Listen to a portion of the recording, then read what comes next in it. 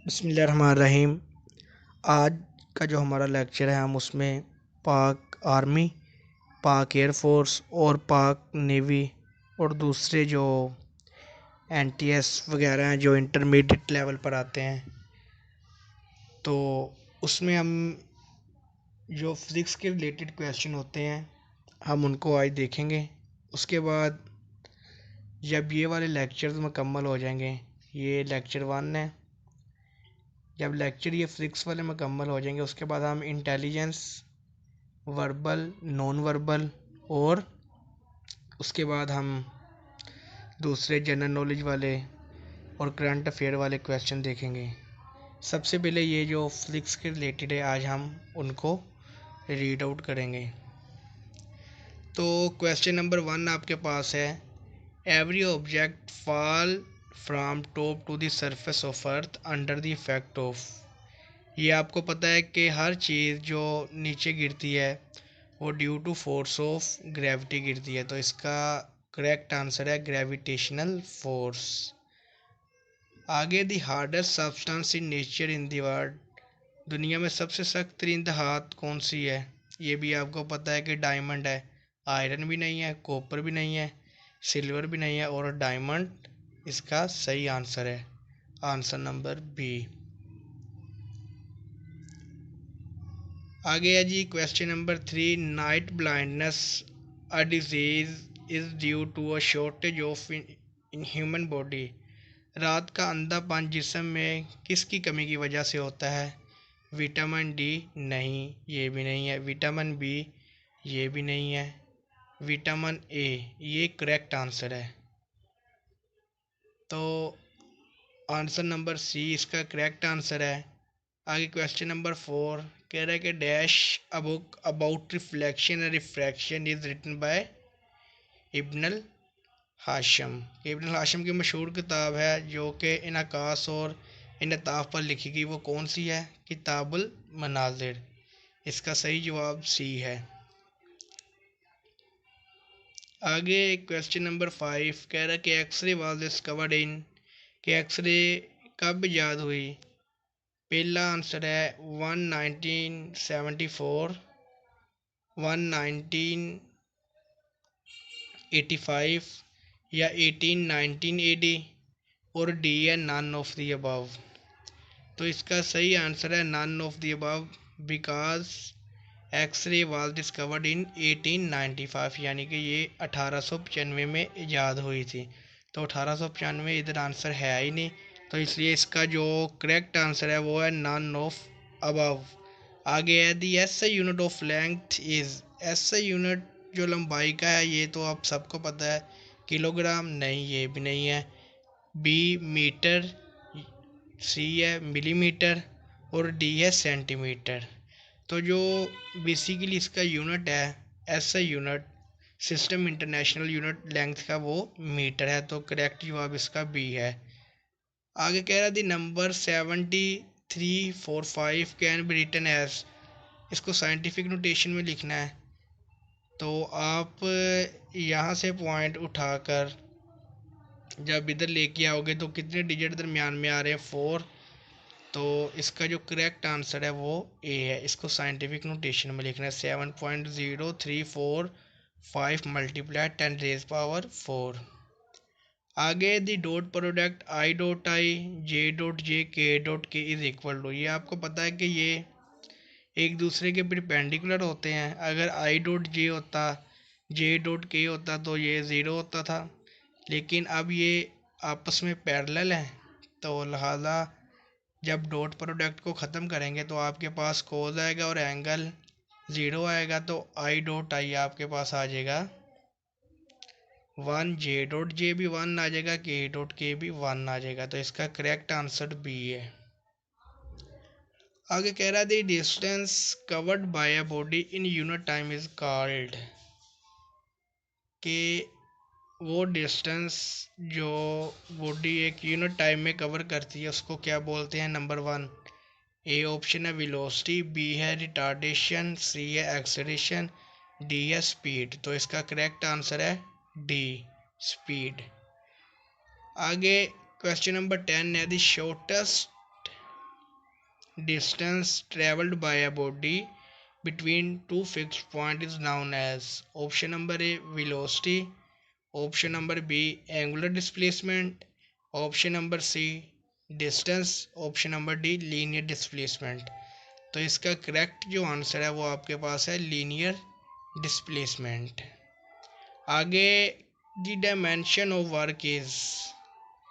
Option number A MLT1, option number B MLT square, option number C ML square T-2 और D आपके पास है MLT।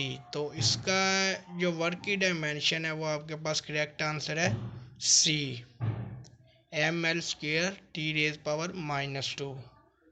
आगे question number 12 है the energy possessed by a body due to change in its position is called? जाहिर सी बात है जिस्म की तवानाई जो इसकी पोजीशन की वजह से होती है वो आपको पता है कि वो पोटेंशियल एनर्जी कहलाती है। तो इसका करेक्ट आंसर है सी।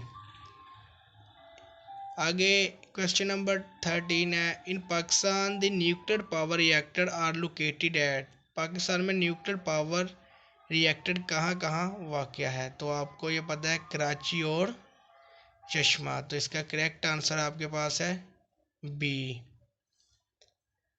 उसके बाद ऑयल इन इट्स नेचुरल और क्रूड फॉर्म इज? खाम तेल अपनी डैश हालत में कुदरती तौर पर पाया जाता है। तो ये आपको पता है कि अनयूजेबल होता है कि इसको हम यूज़ नहीं कर सकते। तो इसलिए आपका जो करेक्ट आंसर है वो ए है।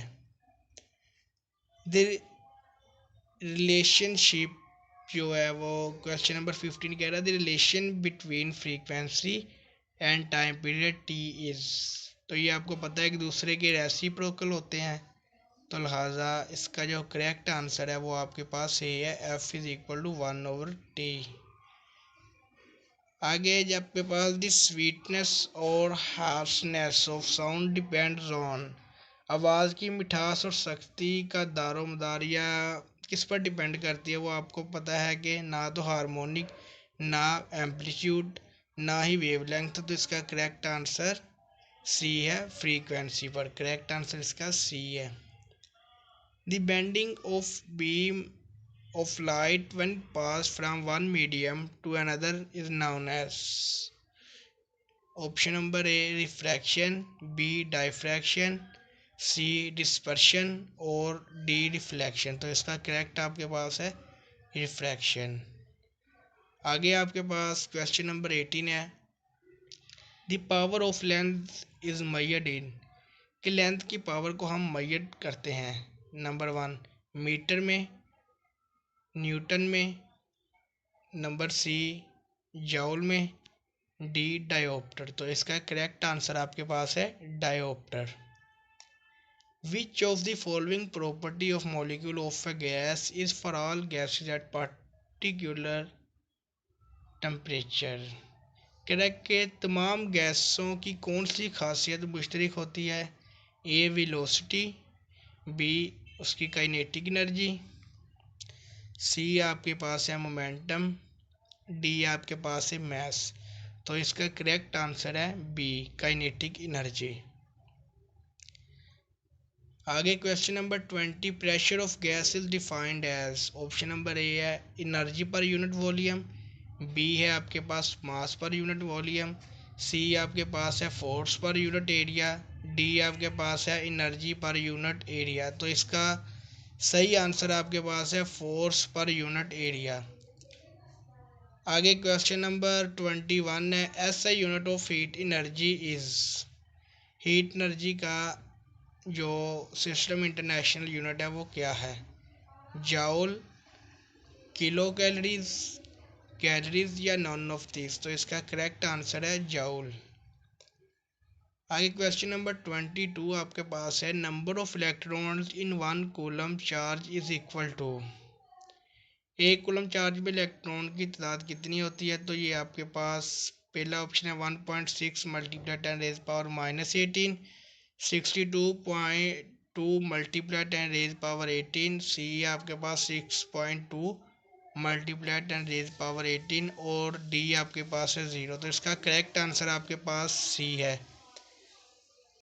आगे आपके पास MCQ नंबर 23 है। Resistance of a wire on increasing its temperature will increase, मतलब कि ज़्यादा होगा, मज़ाहमत डिक्रीज़ कम होगी, सी विल रिमेन कांस्टेंट, ना कम ना ज़्यादा, डी आपके पास है मे डिक्रीज़ और हाई, कम भी हो सकती है और ज़्यादा भी। तो इसका करेक्ट आंसर जो आपके पास है वो इंक्रीज़ है, ऑप्शन नंबर ए।